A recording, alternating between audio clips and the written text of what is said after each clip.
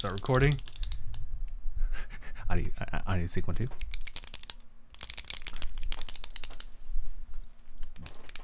I can't do rapid fire right now.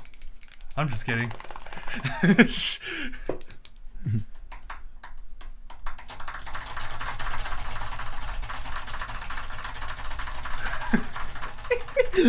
Hold on. Take another pen. Your speed has rivaled mine. Doggo. See the power of two hands. It's just like, all right, everyone, put your hands together and please welcome My Hero Academia. Yeah, flip the city. All right, Justin. So we came up with a soundboard for fucking the worst applause in the world. I remember that. All right, so we're ready? Yeah, so this is My Hero. It looks like to be the last episode. Best way to end it off. In class. Go. Dude, he right up front. Wait, we don't have a timer on this one. No, we don't.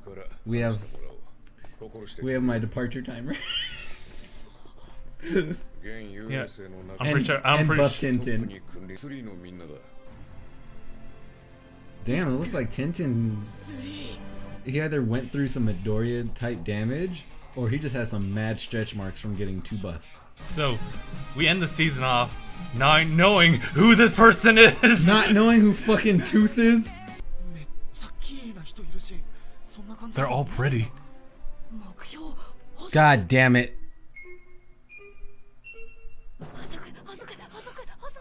Oh, God. Oh, he's done before.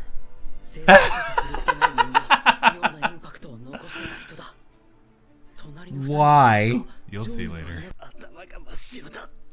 Oh yeah, he's the eat guy, huh?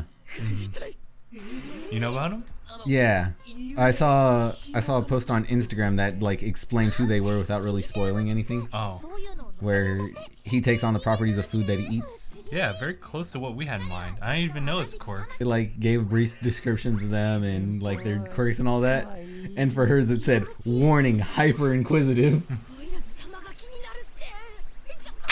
Says that sexual harassment?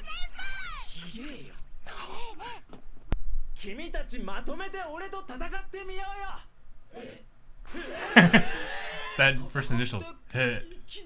What? This is beta.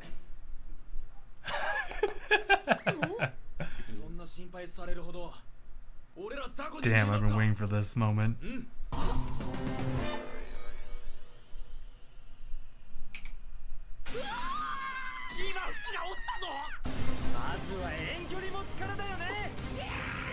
Rape!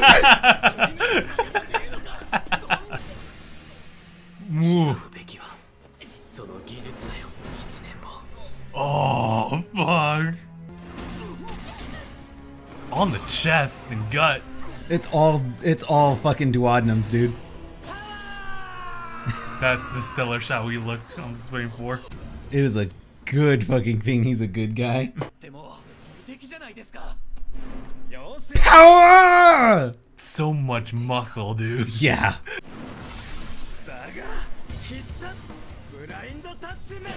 Duh! Fuck! Oh!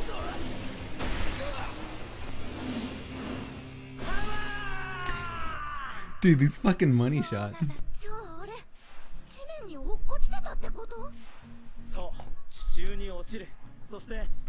He understood that, Midoriya at least.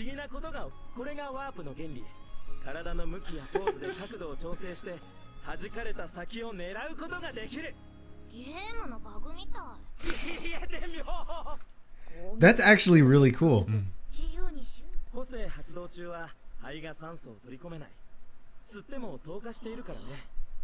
That's true. So he can't hear, see, breathe.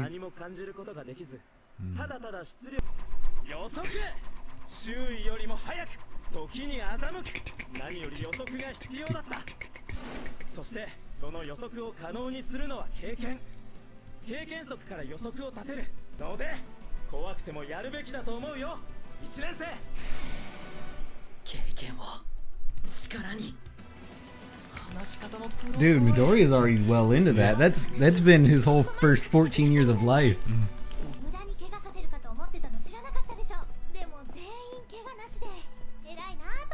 That fucking jaunt. My Willie.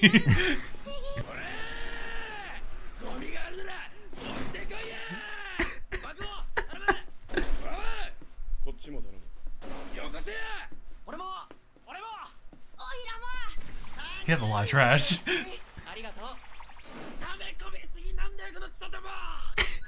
Bruh. Yeah, I think that was the interview.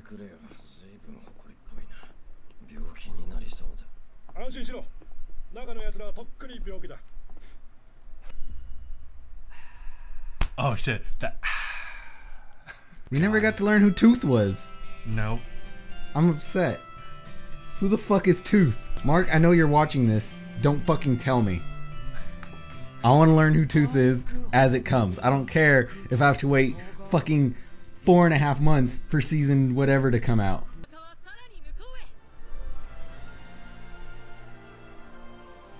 All the money shots. Jesus Christ, even the best one. I'll become your hero. Oh my god, I've been waiting for this episode. It's a good just dividing point for what's gonna happen in the overall arc. Oh, you said overall. I heard overhaul. Oh yeah. Oh man, I'm excited. Above anything else, I enjoyed the fight. Yeah. For no reason other than it really shows the caliber that it takes to really be a hero in this universe. Yeah. They fought a lot of small-time people that they themselves were learning how to be true at what they wanted to do. Like if you think about they never fought Dobby. They never fought twice. Never fought twice. Well, they did, but like obviously they didn't win or lose. So it's kind of like an first counter. Yeah, they never really fought. It was more of a we're stalling you to get away. This isn't a full-on fight where we're trying to win. It's just we're trying to not have you win. Right. Never really based off the.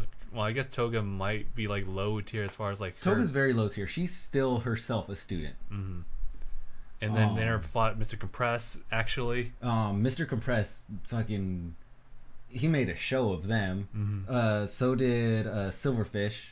Yes, and the only way was because like overpowered Dark Shadow. Yeah, because he couldn't fight something that was intangible.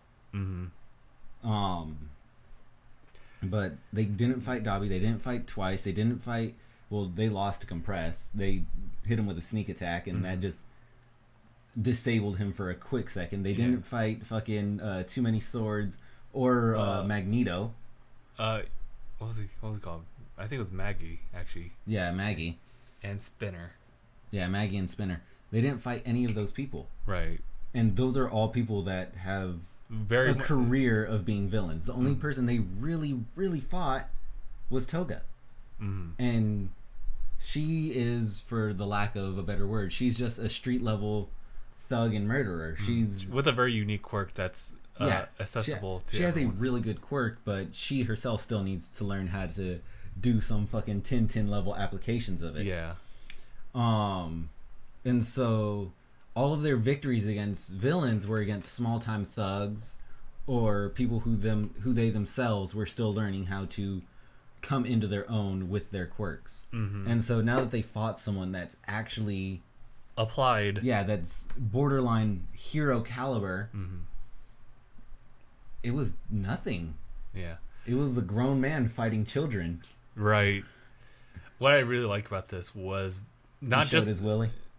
Not just that, because it's cool to see like this duality of like just utter foolishness, but also just sheer like power exemplified through experience. Power.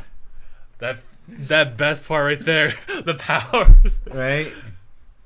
I was waiting to see that. Oh my god. I fucking landed on it. Look at that power. Actually, hold on. Can you turn off the Gabe departure thing No. real quick? No, turn it off real quick. Just invisible. Damn it.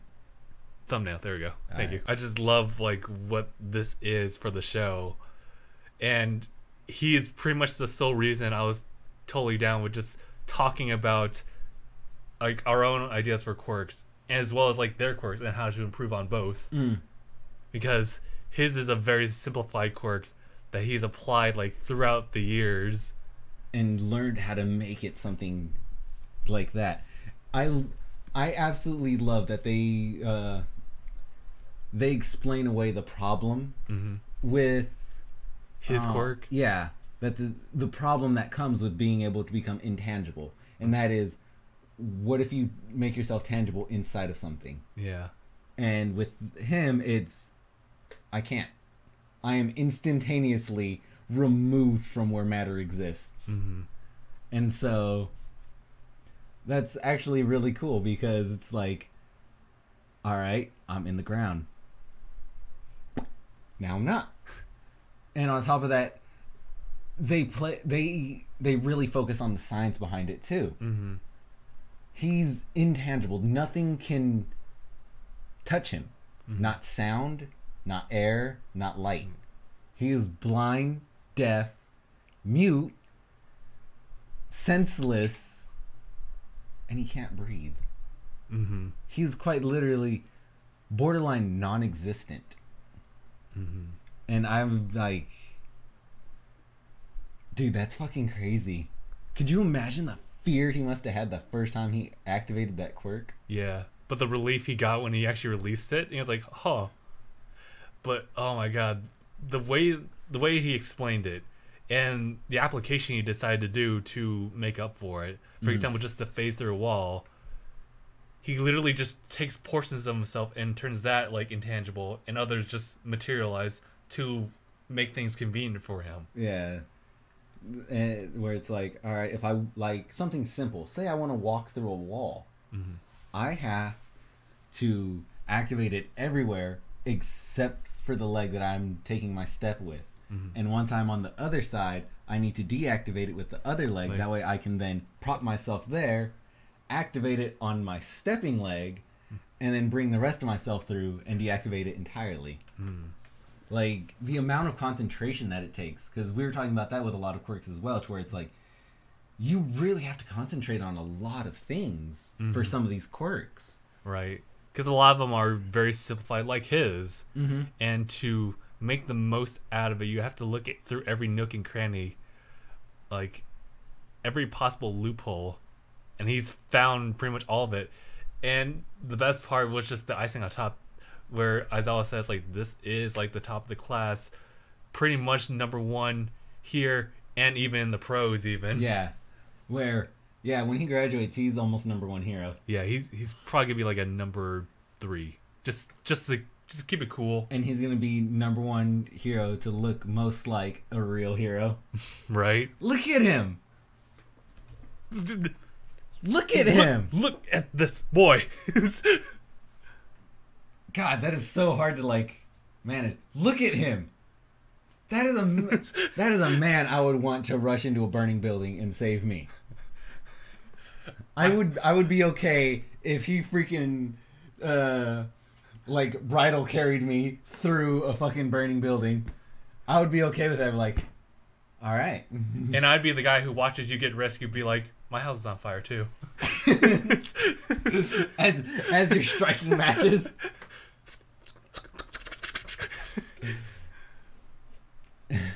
I love everything about his character. Yeah, he's such a good guy. Like, from what I've seen so far, he really wants the best for everyone, especially these kids. He really, because he's come from that point. Yeah, he wanted to explain that this is quite literally the most important thing that you're going to go through during your schooling, because you're going to learn things that you can't learn in a school setting that you need to know to be a hero. You need to know how to take the pain and difficulty that comes with sometimes it's not enough. And I think that's a really hard lesson to learn. Yeah. And you really have to learn it by losing first. A few of them already know what it feels to lose because They've lost they lost Bakugo. that too. They've also lost. Someone lost like the sports festival, like right off the bat. Oh, with that, it's just not the same caliber. That's true too. Because that really was just portrayed as a sports festival. Right. Even this is portrayed to them as just a training. practice It's I want to show you the difference between us. And it's like, okay, I understand. I need to get better. And that's why he broke it down to where it's, I'm not better because I'm given these advantages. I'm better because I know what it's like to be a hero and how hard it can be, and the amount of resolve and training and power that you need for anything. And I think it boils down, I think you can really see that in the applications of the most basic quirk that you see throughout the whole, throughout the whole show. And that is the water quirk. There's been so many people in this show that have the ability to manipulate water.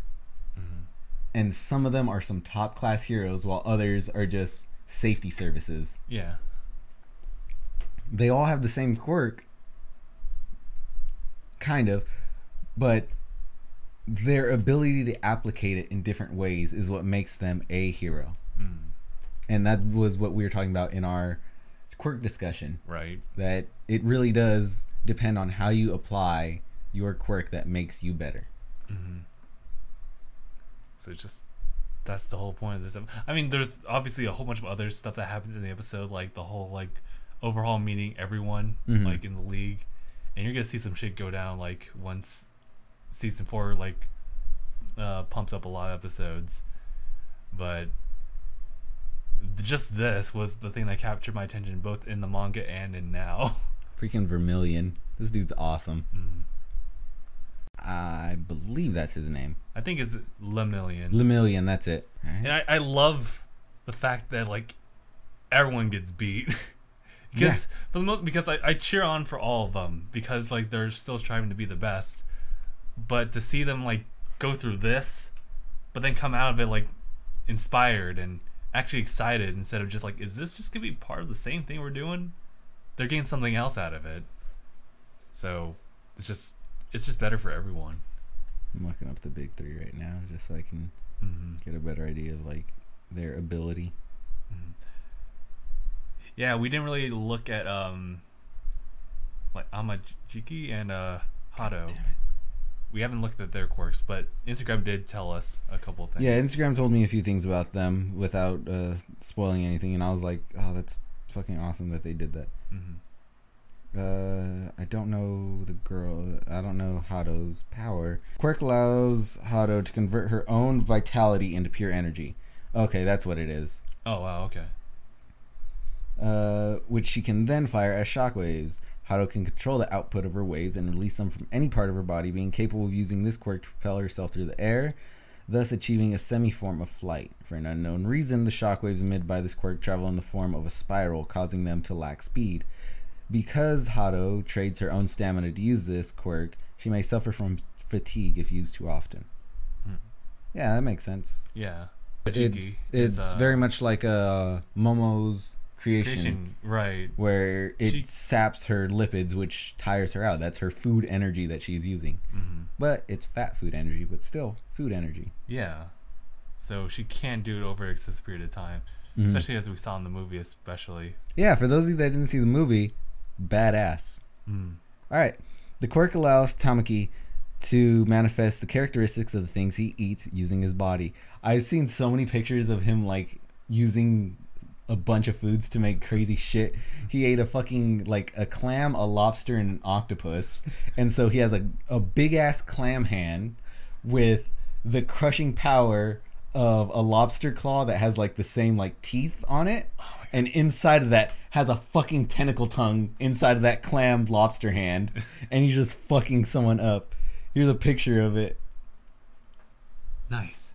That's not showing like the tentacle inside the hand. Right. But yeah, that's his fucking lobster clam tentacle hand. But he's known to just carry around like food in a utility belt. No, that's Or he'll eat like a bunch of different foods the day before. Oh, gotcha. All right. So this quirk allows Tamaki to manifest characteristics of things he eats using his body. He can create multiple transformations at once and seems to be able to make these alterations from anywhere on his body simultaneously. He can also use his quirk with objects that are not necessarily food items such as crystal. This suggests that his quirk will work with anything as long as he is able to consume it in some form. However, he's only able to manifest items he currently has in his system, so he must eat his repertoire every day. So far, he's been shown transforming his body parts into spoilers. You get one, which is the fucking clam lobster octopus hand combo. And I think I would quit. If I saw that. Out of pure fear of what else he might create out of himself, I'd quit. Fucking Remy Bucks of Plenty's fucking monster that he made. It was like the head of a goat, body of a dragon, a V8 engine, fucking a whole bunch of other things. It's like, I quit. The moment you throw an engine in, it's over.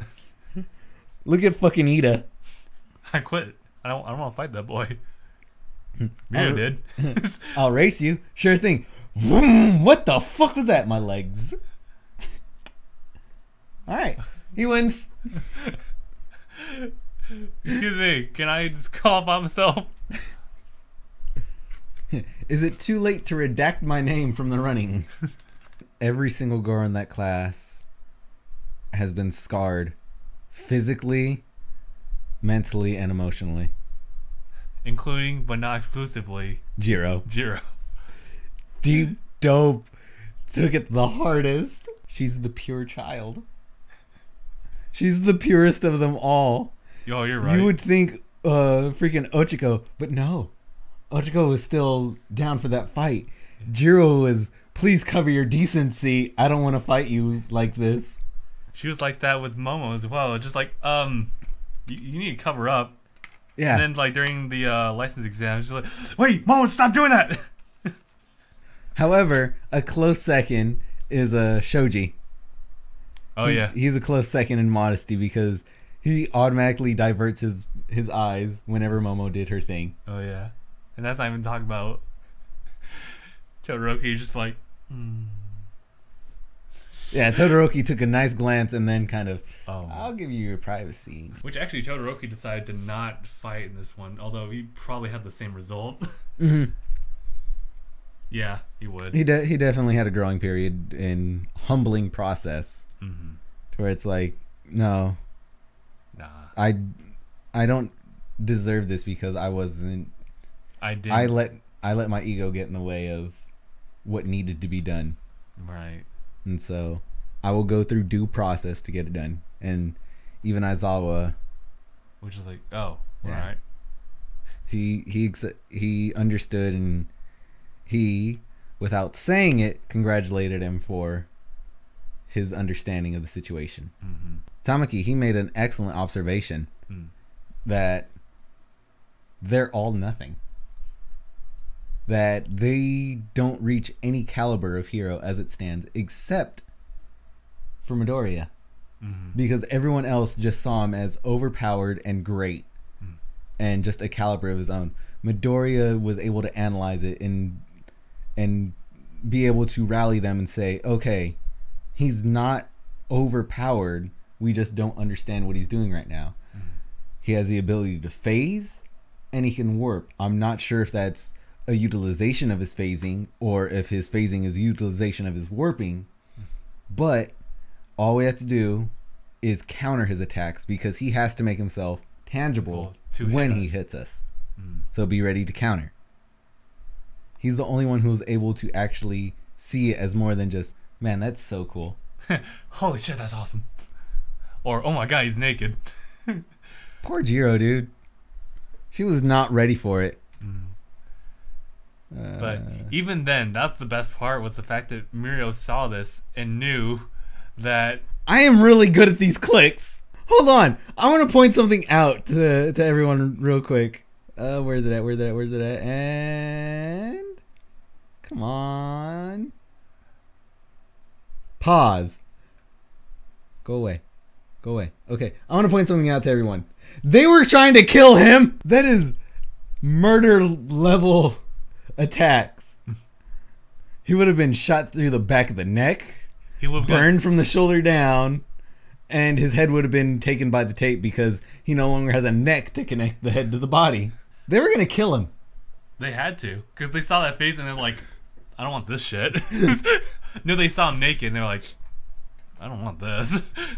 Yeah, we got Jiro. This poor child. This poor child. Why is she in the back? This is a terrible formation. That just kind of like further supports like what is them as heroes. Like they don't really have a plan. They were just saying like, hey, it's an all out fight against this guy. Just do whatever you want. Mm-hmm. Like Ochiko, for example, who should have been paired with somebody to help for support. They have a lot. Momo should definitely be. Yeah. Go ahead. Momo. Yeah, she should be good in like the middle or the back. Yeah, she's good. She's good in the middle. But if you look, a lot of their range fighters are on the front line. Yeah. And a lot of their close range fighters are hanging out in the back. Mm-hmm. The exceptions being maybe Froppy a little bit and fucking Sugar Rush and Tsukiyomi. Ida's actually pretty up front too, so he's yeah, good. Ida, Tsukiyomi, and Sugar Rush, they're all fine where they are. Mm-hmm. Koda, he's fine in the middle, but Ojiro and Ochiko, they should be in the front. Mm-hmm. Shino? I can't remember his name anymore. Shoji. Shoji. Probably should. He's good in the middle or the front. Mm-hmm. Momo, she should be in the middle. Froppy should definitely be front and center because she is a all-around close combat and long-range fighter, so she can support herself. Jiro should definitely be in the middle. Sero and Aoyama, they should be on the outside wings in the back. Mm-hmm. They're just terrible form. Yeah, yes. Quite. Alright. Yeah, I lost my train of thought, so I'll just leave it at that. My bad. Yeah, no, it's fine. I don't remember what it was. It's probably not important if I forgot. Okay. Yeah, alright. So, I think it was... Oh yeah, I think I was just gonna build up on the fact that Mirio sees ahead of like Midoriya's prediction already kind of shows like the extra step he went beyond to. It's more he experienced that's how people will counter his attacks, and so what did he come up with? Fucking eye poke. Shit, and he's like. And if you think about it, he can't do that to him. He can't, but Midoriya's like. Shit. Yeah, because he doesn't know that he can't be where where mass already is. Because he can't, because he's already phasing through him already, so it's not gonna do anything to him. But that initial shock. Yeah, I would be afraid too. I'd be like, that's an excellent counter to a counter. It's like, oh shit, I gotta keep phasing, keep phasing, keep phasing. I'm gonna poke your eye out. What? Oh shit. Whoop. Oh, it's so great. Tintin eye poke. What? I'll never be able to see any of your comics. Jiro. Oh, Jiro, dude. Alright. I think we get into here. So thank you guys so much for watching. We'll see you guys in the next one. He's so sorry for showing his willy. Well, I mean... Yeah. He had no way around it, though. He can't take his clothes with him. I wonder if his suit follows him. It does. It does? Yes, it does. Nice. I'm not sure how. Technology. We have the technology. You have to figure some of these outfits are pretty fucking great in terms of what they can provide. Yeah, the support that they help provide. Mm-hmm. But yeah. All right. #bye everyone. How the fuck does Aizawa control his bandages? That's not a quirk. I don't know, but it took him like 10 years to master that shit. That's all.